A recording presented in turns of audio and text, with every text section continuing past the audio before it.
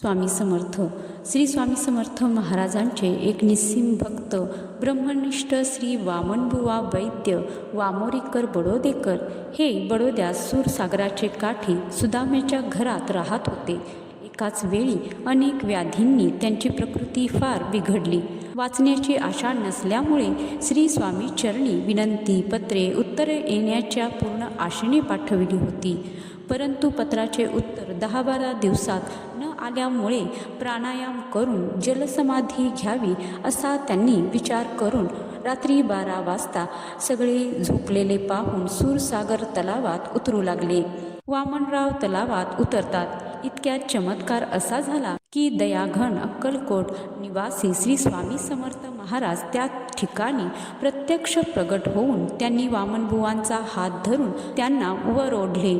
अतिशय रागाने त्यांना 2 थापड्या मारून श्री स्वामी समर्थ महाराज म्हणाले, शहाण्या गाढवा, आयुष्य असून का मरतोस? तुझे भोग भोगल्याशिवाय तुला गती नाही.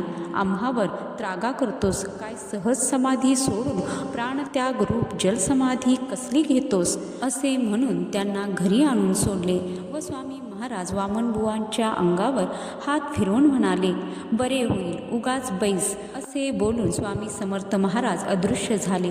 वामनबुवा यांना रात्री चांगली गाढ निद्रा लागली.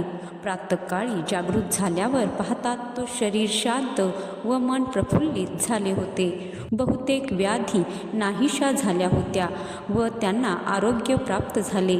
श्री स्वामी समर्थ महाराजांच्या प्रागट्याच्या स्मरणार्थ प्रतीक म्हणून वामनबुवा यांनी सूरसागराच्या पश्चिम घाटावरती एका लहानशा घुमटीत श्री स्वामी समर्थांच्या पादुका स्थापन केल्या.